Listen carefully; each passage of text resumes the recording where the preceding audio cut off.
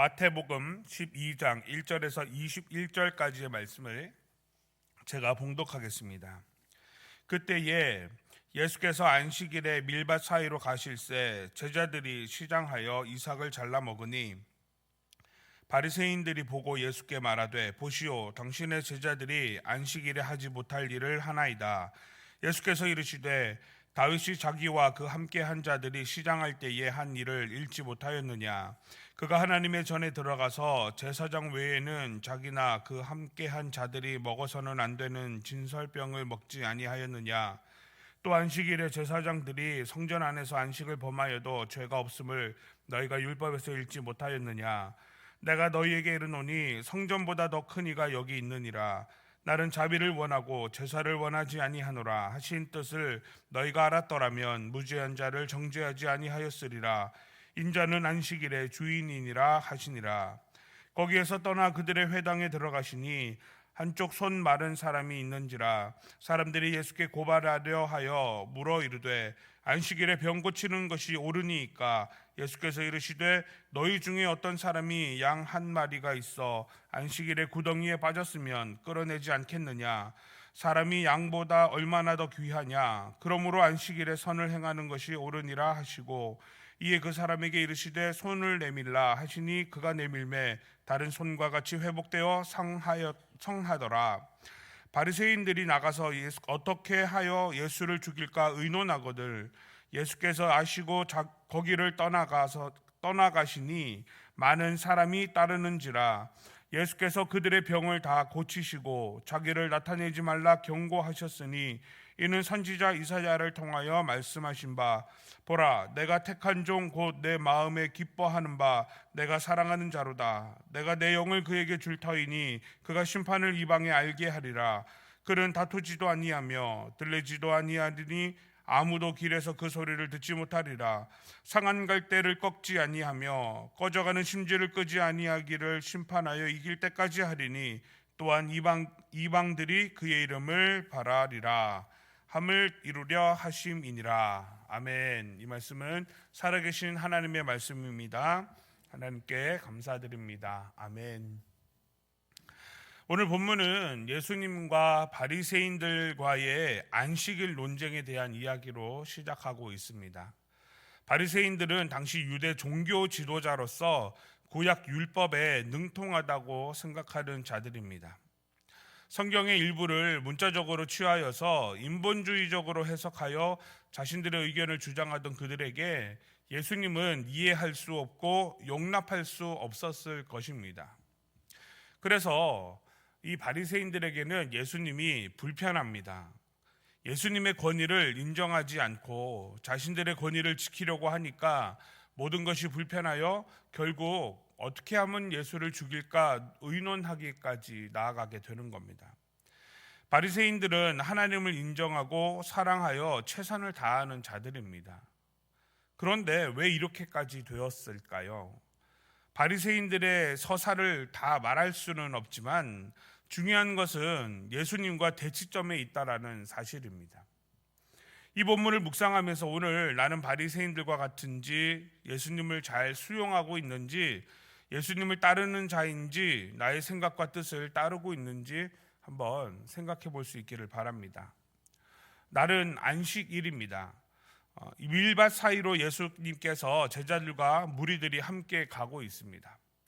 밀밭으로 해석된 이 말은 곡물이 자라는 밭을 의미합니다. 우리나라로 치면 논을 의미하겠죠. 이스라엘의 곡물은 밀과 보리입니다. 제자들이 배가 고팠다 이렇게 기록하고 있습니다. 그러니까 이 배가 고프다라는 게 지금 먹을 거를 받기 때문에 배가 고파진 건지 아니면 오랫동안 배가 고파져 있는지는 알 수 없지만 어쨌든 이제 배가 고프니까 그 이삭을 이렇게 비벼서 좀 먹은 것 같습니다. 근데 이 당시에는 이 길에서 이렇게 먹는 것 정도는 허용이 되었습니다. 그러니까 이 행위를 어떤 절도죄에 이렇게 보지는 않는다라는 거죠. 그러나 이 일을 불편하게 여기는 사람이 있었습니다. 누구냐면 바리새인들입니다.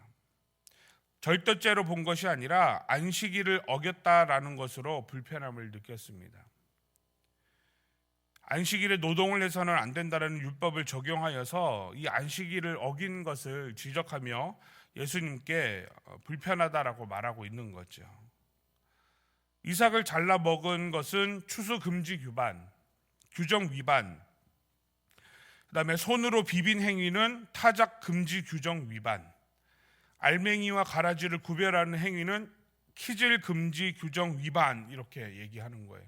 그러니까 우리가 보기에는 그냥 밀 이삭 하나 따서 이렇게 먹었는데 그게 벌써 3가지의 율법을 어긴 일이 되어버린 겁니다. 근데 가만히 생각해 보면 이 규정들은 바리새인들은 어길 일이 있을까요? 없을까요? 거의 없겠죠. 바리새인들이 뭐 굳이 그런 일을 하지는 않을 겁니다. 그죠? 그러니까 이 율법을 지키는 일은 나에게 적용되는 일이 아니라 내가 가르치는 사람들, 내가 바라보고 있는 사람들이 지켜야 되는 거다라고 만들어 놓은 율법인 거예요. 이 얘기는 무슨 의미입니까?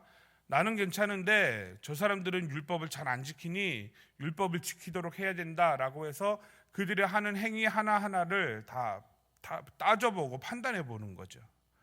그러니까 이 율법 규정을 어겼다라고 하는 것은 바리새인들은 쉽지 않아, 어기는 것이 더 어려운 일인 거죠. 그러니까 이런 율법 규정을 가지고 지금 예수님께 공격을 하는 겁니다. 잘했다 칭찬할 만한 일은 아니기는 하지만 그렇다고 또 정죄할 일이 아님에도 불구하고 자신의 위치와 입장에서 제자들을 정죄하고 예수님을 공격하고 있는 모습을 볼 수 있습니다. 그러자 바리새인들의 공격에 예수님은 사무엘상 21장에 나오는 다윗의 이야기로 응수합니다.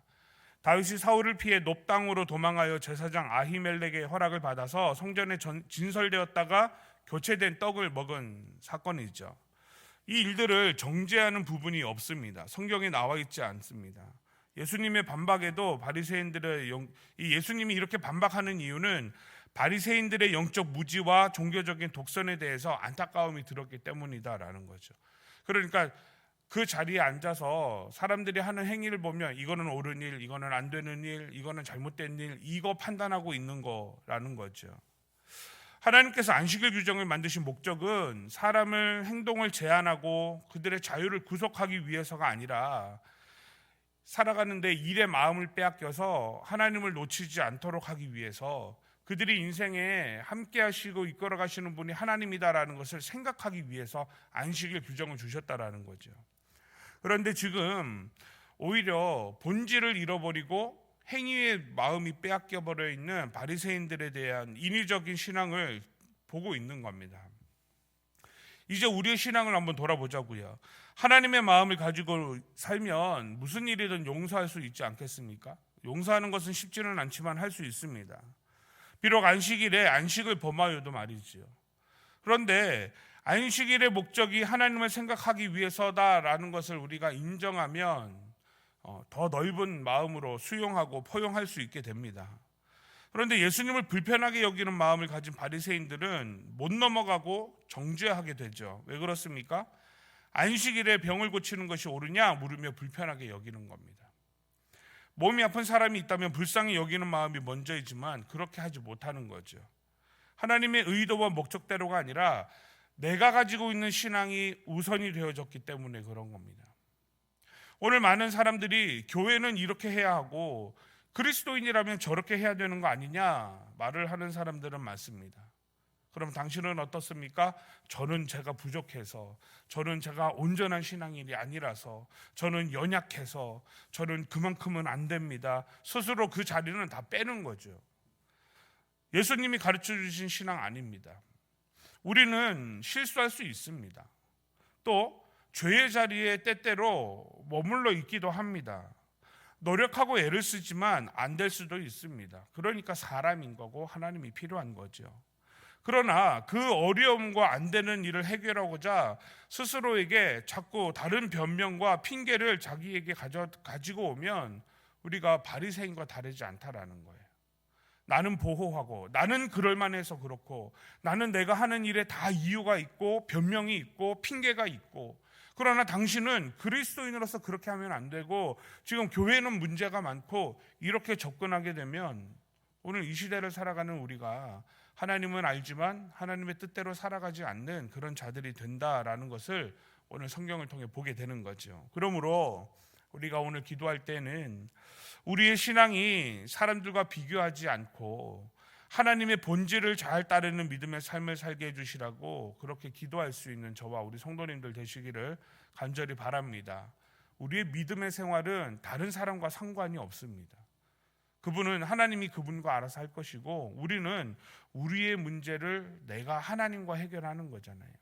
그러니까 다른 사람의 정죄하고 다른 사람을 비판하는 우리의 입술을 그치고 우리 스스로를 돌아보고 나와 함께 하시는 하나님 앞에 우리의 마음을 집중할 수 있기를 바라는, 그래서 그렇게 기도하는 저와 우리 성도님들 되시기를 바랍니다. 오늘 본문에서 보면 예수님과 제자들이 함께 다니는 것은 이해가 되는데 왜 바리새인들이 또 같이 다니고 있는 것일까요? 예수님이 다닐 때 항상 무리가 다닙니다. 한 그룹은 제자들이죠. 예수님의 말씀을 듣고 잘 따르기 위해서입니다. 또 한 무리는 바리새인들과 서기관들이에요. 무슨 말을 하냐 도대체, 하나도 빠뜨리지 않고 열심을 내어서 쫓아다니며 이야기를 다 듣고 있습니다. 공격하기 위해서인 거죠. 그럼에도 불구하고 예수님은 제자들을 두둔해 주십니다. 우리 같으면 그렇게 못하지 않겠습니까? 나를 공격하려고 하고 나를 음해하려고 하는 사람들이 있으면 아무쪼록 조심하게 되잖아요. 근데 예수님은 그렇게 하지 않는 거죠. 제자들을 두둔해 주시고 손 마른 사람의 손을 고쳐주시는 겁니다. 바리새인들은 사람들에게 보이는 것을 중요하게 여기며 자신들이 중요하게 여기는 일에 방해가 되니까 예수님을 죽이려고까지 하죠. 그런데 바리새인들은 스스로의 일의 정당성을 위해서 예수님을 죽이려고 하는데 예수님은 그렇게 하지 않으신다라는 겁니다. 예수님은 사람을 살리는 일에 목숨을 걸으셨고 그 일을 본인이 비난받는 것보다 먼저 하셨다라는 거예요. 우리도 오늘 성경을 보면서 바리새인을 정죄할 수 있지 않겠습니까? 못됐네, 나쁘네, 잘못됐네 이렇게 비난하고 지적할 수 있습니다. 하지만 중요한 것은 오늘 성경에서 보여주고 있는 모습은 바리새인들을 정죄하고 이들의 못됨이 아니라 예수님이 이런 상황 가운데서도 사람을 고치고 고난과 핍박을 감당하기로 결정하셨다라는 것, 사실인 거죠. 우리 눈에는 뭐가 먼저 들어옵니까? 나쁜 거, 못된 거, 지적하는 거, 정죄하는 게 먼저 들어와요, 눈에. 이게 우리의 연약함인 거죠. 그래서 TV를 볼 때도, 뉴스를 볼 때도 나쁜 사람들의 얘기는 너무 잘 들어옵니다. 선한 사람들의 얘기는 잘 안 들어와요. 그럼 그 사람이 잘한 거지 뭐 이러고 넘어가죠. 저도 그런 생각을 해본 적이 있습니다. 왜 뉴스를 보면 온통 사건 사고만 나올까? 좀 훈훈한 소식들 많이 나오면 좋겠는데 왜 그럴까요? 돈이 안 돼요. 사람들이 그걸 내보내면 보지를 않습니다. 드라마도 보십시오. 아름답고 선하고 합력하여 선을 이루고 이런 이야기 나오면요, 사람들이 TV 안 봐요. 뭘 보죠? 불륜을 저지르고 사건 사고가 일어나고 사람을 두드러 패고 죽이고 막 해치고 이러면 사람들이 어떻게 저래 이러면서 보는 거예요. 지금 유행하는 프로들 보십시오. 부부간의 갈등, 막 세상에 그런 이상한 사람들이 얼마나 많은지 모릅니다. 근데 다 보잖아요. 그런 걸 보는 거예요. 이게 우리의 악함이거든요. 그런데 오늘 바리새인들도 당연히 거기에 있는 거예요. 왜 쟤는 저렇게 하냐, 저거는 하면 안 되는 거 아니냐, 여기에 관심과 초점이 되어 있습니다. 그런데 오늘 예수님은 사람들이 그렇게 보면서 예수님은 어떻게 하나 지켜보고 있고 그 입의 한마디를 어떻게든 비꼬아서 어렵게 만들려고 하는데 그거 상관없이 예수님은 이방에게 공의를 베풀며 소망이 되셔서 이 땅의 메시아이심을 선포하고 계시는 거죠. 병든 사람을 고치시고 연약한 자들을 편들어 주시고 그들과 함께하고 계신 거예요. 오늘 우리가 사람을 정죄하고 신앙의 틀에 갇혀 스스로를 괴롭게 하고 있지 않은 것인가 우리가 생각해 볼 필요가 있는 거죠.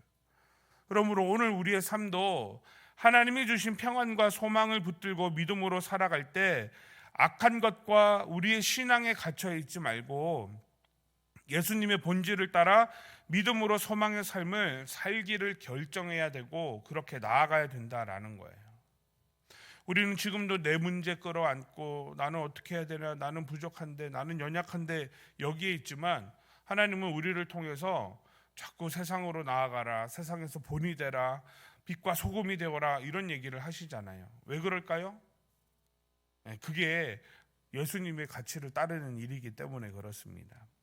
그래서 오늘 우리가 기도할 때 우리에게 보여지는 삶의 자리에서 정죄와 악함의 마음을 빼앗기지 말고, 거기에 마음을 빼앗기지 말고 예수님의 공의와 소망의 영향을 받으며 예수님을 닮아감으로 우리에게 허락하신 믿음의 소망을 잘 감당하게 하여 주시라고 기도하는 저와 우리 성도님들 되시기를 바랍니다.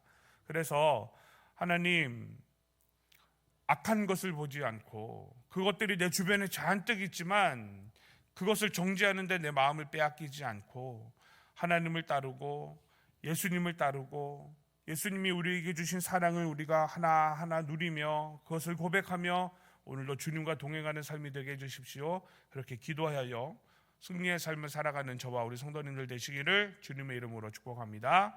기도하겠습니다. 사랑과 은혜가 풍성하신 하나님 아버지, 오늘 말씀을 통해 우리의 신앙을 다시 비추어 보게 하시니 감사합니다. 우리가 바리새인들처럼 옳다고 여기는 생각과 익숙한 신앙의 틀에 갇혀 사람을 판단하고 정죄하며 살았던 모습을 고백합니다. 하나님의 뜻보다 나의 기준을 앞세우고 예수님의 마음보다 나의 신앙을 지키는 데 급급했던 연약함을 용서하여 주옵소서. 안식일을 주신 하나님의 목적을 잊지 않아 규정을 지키는 데 마음을 빼앗기기보다 하나님을 기억하고 사람을 불쌍히 여기며 생명을 살리는 믿음으로 살게 하옵소서. 주님의 공의와 사랑, 주님의 긍휼이 우리의 생각과 판단을 다스리게 하옵소서. 오늘 하루의 삶 속에서도 보여지는 것보다 하나님의 마음을 먼저 보게 하시고 사람들의 시선보다 주님의 뜻을 따르기를 결정하오니 정죄가 아닌 회복을, 비난이 아닌 소망을 전하는 주님의 제자로 살게 하옵소서. 믿음으로 살아갈 결단을 하오니 우리에게 맡겨진 삶의 자리에서 예수님의 본질을 드러내는 하루가 되게 하시고 주님 안에서 참된 안식과 평안을 누리게 하여 주시옵소서.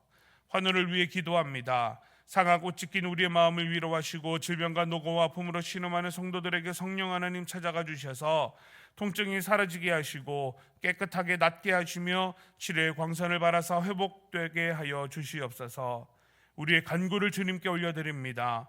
가정을 위해, 직장과 일터와 사업체를 위해, 건강을 위해 여러 가지 간구함을 간절히 구하오니 정확하고 구체적인 하나님의 인도하심이 우리를 붙들어 주셔서 응답의 역사가 이 새벽에 있게 하여 주시옵소서. 이 모든 간구를 예수 그리스도 이름으로 기도하옵나이다. 아멘.